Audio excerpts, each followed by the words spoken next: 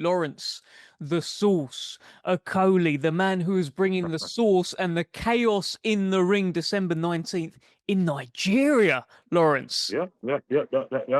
No, I love it. I'm super excited. It's a big one, right? Because I swear I've heard you talk about fighting in Nigeria like a number of years ago. Like it would be a dream, it would be a great thing to do. Now you're actually doing it. No, it's amazing. Funny enough, someone sent me a post I did back in 2017 with Eddie Hearn saying, "Hey, Eddie, let's get a fight on in Nigeria, etc." So I've been on it for almost a decade now, or over a decade. And now we're here, so I'm really excited. My family's really excited. It's gonna be a great show. I went to the last one. Just great energy. It is chaos, but we love it. When you were out there for the last one, did you actually think that your next fight would end up being there? Yeah, a little bit, and like obviously it took the help from Queensberry to get over the line. Obviously, I need their support, otherwise, it wouldn't be possible. So I hoped. I said, hold on. There's a ring. There's lights. There's cameras. There's a referee. You know what I mean? There's two guys fighting. It can be done. We've seen it now. So why not? Do you know what I mean? And I got serious case of FOMO watching, Dan Aziz and Brandon Glanton and all those guys have their fights. I thought, let's bring a world champion back. So good, yeah. And my understanding is you're a bit of a star in Nigeria, probably more than you actually anticipated that you would be. That's what I keep hearing. I keep hearing that your face is everywhere, that they have so much adoration for you as a former two-weight world champion. It's like they're putting real respect on your name, right? Yeah, and as I said, it's caught me by surprise. My dad always says he gets bombarded himself, and especially because we've got the same name. He's like, I never really took it seriously. It's like, oh, okay, yeah. Oh, my aunties and uncles, but then when you go there, it's just like you feel the difference in terms of like how you're received. Bearing in mind, like, in case I forgot someone, I'm sorry, but outside of myself and Anthony Joshua over the last I don't know, 10, 15 years, maybe longer, there hasn't been any other Nigerian sort of heritage world champions. Now, obviously, Fabio Wardley, although he doesn't really scream about Nigeria, he's got that in him. So we'll give him he's you know what I mean? Yeah, brother. But then, it's just great. So like I said, I went there and then those pictures of myself, murals, myself, AJ, Samuel Peters, those type of guys. There was even one I saw that was David Adelaide was getting his props. Like, you know what I mean? It's like they know they're boxing, and they sort of cherish we the fighters. What have your family said about it? And will they all be ringside? Are you going to see like aunties and uncles and stuff like proper hype? The group chats made, aunties and uncles I've never seen or heard popping up, cousins. I didn't know how big my family was until we're fighting here. They're looking to get coaches. It's crazy. Like it's a big sort of not just family affair, but just big affair. It's just like I said, fortunately I've got a lot of experience with big occasions, so it's not too crazy. But I'm sort of taken aback by it. Feels like a nice year for Lawrence Okolie. What do you think? You in terms of if you zoom out from it, obviously you want to become world champion as soon as possible, and you want those fights, you want the Kabayel, you want all of these guys. But if you take yourself away from that and you say, I was chief support at Wembley Stadium on an undisputed fight, and then I got to fight in the motherland, that's a pretty good year, right? Yeah, I mean, if we're going, obviously I'm always grateful for any opportunity that I get and take and come out healthy from. And if I look at it, the year, that's why I have to take my hats off to Queensberry, if I'm honest, in terms of delivering. They laid out when I first signed with them, this is the roadmap, this is what we can do for you. And then they aimed, I think I was going to box Richard earlier in the year. Unfortunately, I got injured. That would have been one. Then I managed to box a current world champion in Kevin Lorena, chief support, as you said, get the W there, maintain my #1 WBC position. And now we're going to box in the motherland, as you said. And, my family and, all the Nigerian sort of supporters get to see me live in the flesh. And on their TVs, and we're here. So yeah, it's been a great year. Of course, I'd love to win a world title, but I believe this is like the final pit stop before that. Seeing Fabio Wardley now become world champion as it relinquished, it gives me a lot of hold on a second, stuff's about to start happening. Being number one ranked at the moment, Kabayel being interim champion. As long as we both get through our fights, I think that me and him are going to fight for the world title. Middle part to spring of next year. So the roadmap's there. I'm excited. So that's how because you're an intelligent guy, you're a smart guy. You look at the chessboard, you know where you fit onto the board, and you know the impact that Usyk relinquishing that WBO belt has on the entire division. So how do you see this all panning out? Yourself and Kabayel, that's your next step, you feel, or is there even, because you're number 4 with the WBO as well? There's a few things. I noticed that. Objectively speaking, it's like my easiest route is the WBC because I'm number 1.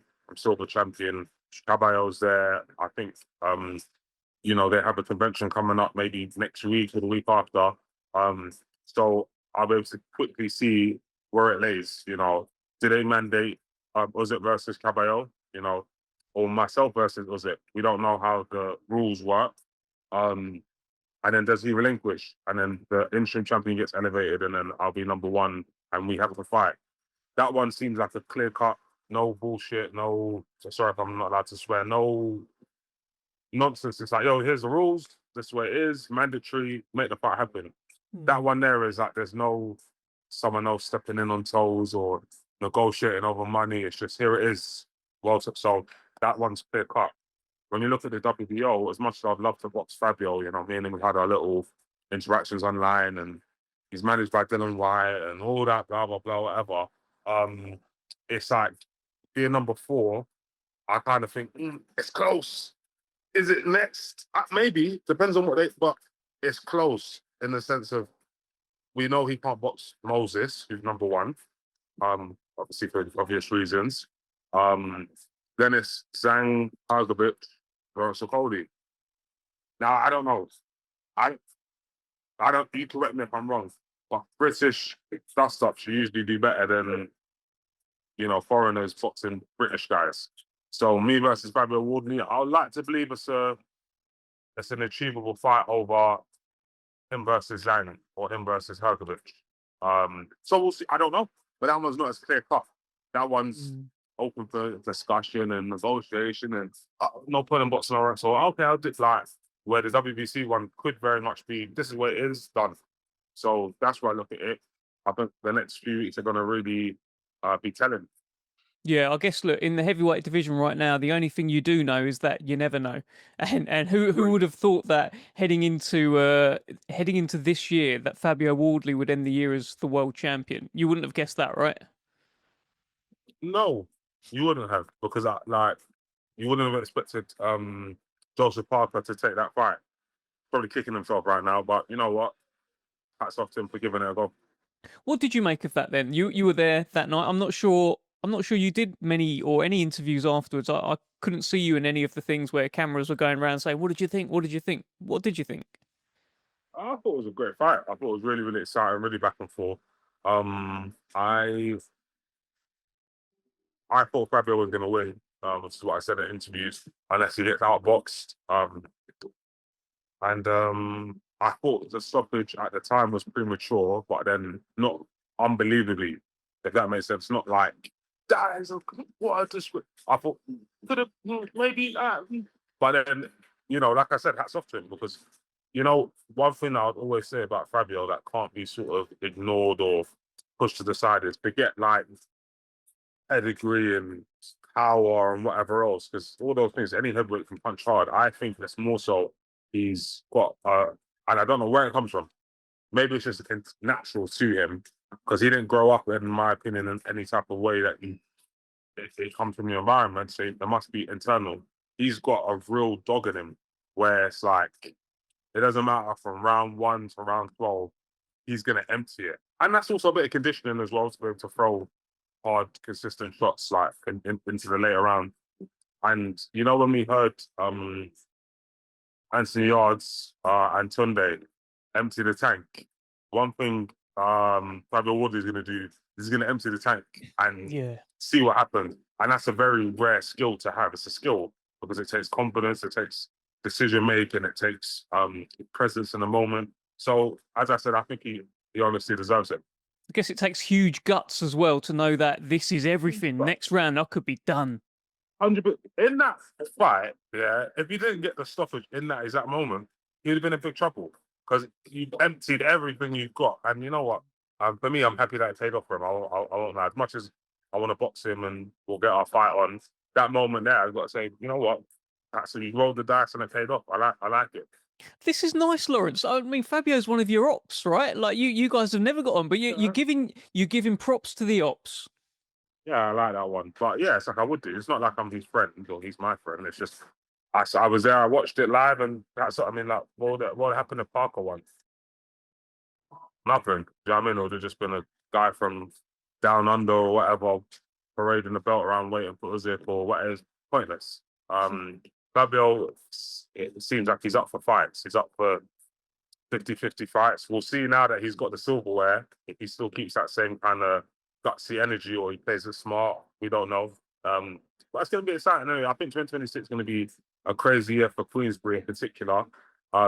We were on stage where there was me, Kabayel, David Adelaide, Dan Dubois, whoever else. I don't want to forget anyone. We're all on the stage, and we're just obviously the top one. Moses Itauma. We're all on the stage, but 2026, I think we're all going to be getting it on. So yeah, exactly that. And you seemed actually like quite up for it as well. You was like, yeah, Kabayel's down there. I'll fight Kabayel. If not, Daniel Dubois here. I'll fight Daniel Dubois. You are bringing smoke to the heavyweight division. It feels like you just say yes to anyone, Lawrence. Yeah, I mean that's been my ethos throughout my boxing career, and it's why I managed to go to the Olympics with such little fights. It's why I was, the first Olympian out of my sport to become British, Commonwealth, European, world champion. Why I've become two-weight world champion, like going to Poland and boxing a guy who was knocking everyone out. It's like it's just part of the game for me. Do you know what I mean? And I don't think I'm the type of fighter that's gonna get opportunities just based on, my face or I can fill a 100,000 stadium. I'm gonna get it because I'm a good fighter, really good fighter, and I'm up for fights. So that's what we're gonna see. I think Kabayel, for example, is a fight that not many people are. I haven't heard anyone say it. I want to box Kabayel, but I'm saying that I want to box Kabayel. I can't wait for it to be mandated. I can't wait. Yeah. So we'll see anyway. I don't want to ramble on, but yeah. Are you going to go out to Germany? He's boxing obviously January 10th against Damien Kaneba. Are you going to get yourself out there? You're going to make a bit of noise. You're going to be like, "Whoa, what's going on? What about me, Agit?" I would like to. I would like it to be clear and mandated by then. So yeah, I would like to go. I want to watch it anyway, especially because the style of the boxer that he's boxing is a pretty good start for me to see how he deals with it. Although I expect him to win comfortably because that guy is quite the guy. I think he'll beat the guy quite comfortably for whatever, I think he's better than him. It'll be interesting to see how he deals with someone kind of jabbing, keeping it long, jumping back, and I want to see how he breaks him down. Because that'll be a good sort of gauge. Yeah, I mean, he doesn't seem to have much problem dealing with bigger guys. Obviously, look, you're a completely different style, but like Makhmudov, Zhang, these are bigger guys. I feel like there was another one in there as well. Sanchez, not so much bigger, but those in particular, Makhmudov and Zhang, these are giants, right? And he just breaks them down. Yeah, as you said, different styles. I think Makhmudov is obviously a good, strong guy, but he's not very fluid or and he's very easy to hit. So and Zhang, very, very good puncher, very good timing, but then also no conditioning and static after maybe 2 rounds. So you can see off body shots and just if you're strong enough and brave enough, which Kabayel definitely is, you can get in there and do what he did. This other guy though isn't gonna box like that. I think he will crumble under Kabayel's pressure, but he's gonna at least show a few things like big arms outright, proper basic boxing. So it's a lot more for me engaged. The Zhang one, I don't look at that, and like the fights he's had, I haven't believed it. I believe he's very good, but I haven't believed that. Oh, he's gonna be able to do that to anyone. Like you just put him in against Usyk, and he's gonna do that. I don't think that. I don't think he'll be able to do it against a lot of fighters, but time will tell. Time will tell. Wonder if he could do it against you, Lawrence. No, that one I know he can't. Do you know what I mean? Stylistically, it just doesn't make sense. I just can't see it personally, but I have to feel. And so will he. What's your first year at heavyweight in terms of what's it been like? Has anything surprised you about heavyweight? Because I feel like you surprised fans with the size of Lawrence Okolie at heavyweight. Yeah, I think. Well, the main thing is it's a lot harder to run at 260 than it is to run at 225. So that's number one. And even just like you know, my natural condition is actually pretty high for like yeah. Those are the two things that pretty much because like at Queensberry I knew I was in great shape because I had to do so much to get down to the weight. Where now I don't have to do as much because I'm heavyweight, so I don't have to do 10-mile runs 3 times a week and whatever. I can focus a bit more on like strength and explosiveness. But yeah, those two things have surprised me: my natural conditioning and how much harder it is to run. So I'm trying to find my sweet spot. But I do think the Kabayel fight is the one where I'm going to find it. Yeah. So this one in Nigeria, is that you kind of working towards that sweet spot? Like, are we going to see Yeah, a because different version of Lawrence Okolie compared to the no, last two fights, or? no, I think it'll be pretty similar. This one, honestly speaking, I think I'm going to go in there and try to be explosive. Obviously, my last fight I was injured pretty early on, so this one I'm trying to, as I said, build into like a serious world title camp. So obviously you got to take every fight seriously, but this one here is like a pit stop, do my job, be a professional, test the arm out, see how it feels under the lights when I'm throwing with 100% power and force, and then we're going to roll into 2026. That's how I'm looking at it. Okay, look, we look forward to that. Let me get your thoughts on your old mate Moses Itauma. He's boxing someone who everyone's been asking for him to box. Really, everyone's been saying fight Jermaine Franklin. He's the step up. He'll give you rounds. He went the distance with Joshua, Dillian White, and this guy will take you beyond 6 rounds. Do you think he will? And do you think it's a good fight for Moses? Do I think he will? I'm 50-50. Personally, it depends on what style he brings. So it's like, I think if he's like measured, then yes.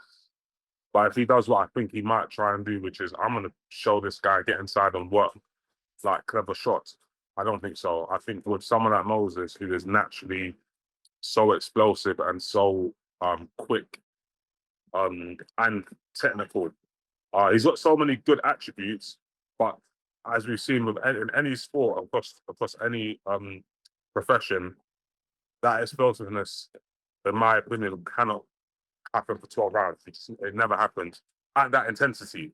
So if he boxes like in spurts, let's say he throws an intense combination, then rests for a bit, jabs, and southpaw slip, and then goes again, he might be able to do it for 12 rounds. However, if you walk into the punches like Franklin just deciding I'm going to go get to work, he's going to be able to execute and get rid of him. But if Franklin's a little bit more cute and a bit more clever and isn't in a rush, then yes, I do think he'll take on 6 rounds. Do you know what, that sort of the way you described it and broke it down there sounds like you've sort of got a plan for Moses if your paths ever did cross. Yeah, I mean, I've got a plan for everyone. And obviously Moses is making a lot of noise. He's very good, and yeah, that's it. Yeah, of course. Like, I mean, it's pretty straightforward to see. He's one of the harder punchers, faster punchers. So what do you do? Whether it's Moses or someone else, the breakdown's the same for like different styles. There's different ways to beat them if you're good enough. Is there a way for Jake Paul to beat Anthony Joshua? Just quickly on this one. I'm not going to dwell Yeah, on it too much, but like no, there is. surely Of not, course there is. Lawrence. Of course there is. Do you know what I mean? Is it a likely one? No, but like I said, if I go out and help him, makes the chance instead of 1 in a billion, 1 in a million, maybe. Like, do you know what I mean? So let's see. Has there actually been talks about you helping Jake Paul? Yeah, definitely. Do you know what I mean? Me and Jake Paul already talked, so I thought, you know what, like, let's do it. Like, let's go and beat Anthony Joshua. Do you know what I mean? Let's give it a go. Let's see. Why not? Do you know what I mean? I think it's a big ask. As you already know, with AJ. Forget the skill level, the experience level. It's night and day.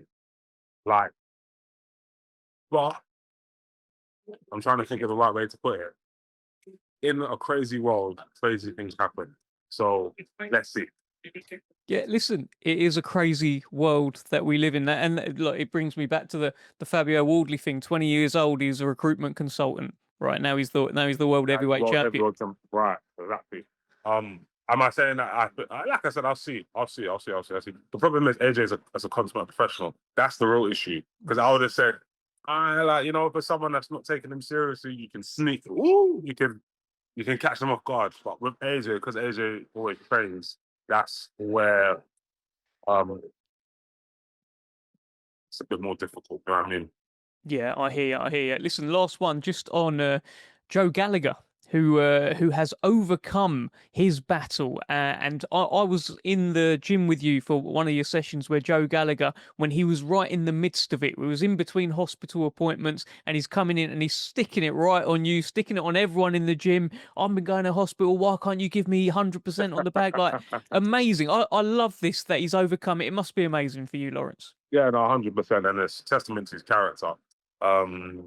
It's like he said to cancer, "No chance. You give me 100 burpees." Like, same kind of energy, just attacked it. And hats off to him. And you know what? Like, as I said, obviously me and him have had a conversation, and I've just said, like, I'm definitely gonna get him a world heavyweight title.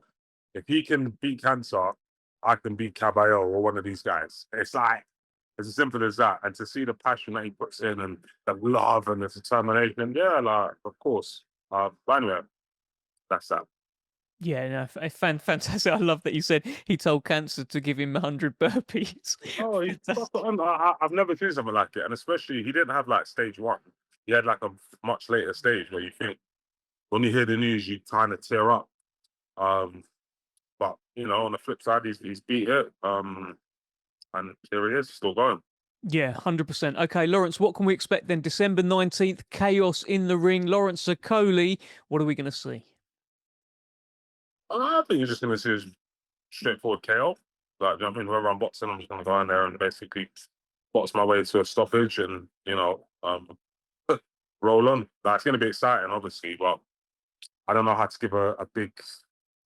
It's going to be the greatest fight. It's not. It's going to be a knockout. Do you know what I mean? And then we're going to be moving on to 2026. Okay, all right. Listen, I wish you the best of luck. Been wonderful Thank you so much. speaking to you. And yeah, Thank you. next time I'm in Dubai, I need to come to your restaurant. It looks you're there now, aren't you? I'm here now. Yeah. Calm down. Looks lovely. Okay. All Thank right. you. Cheers, mate. Take care. Yeah, have a good one.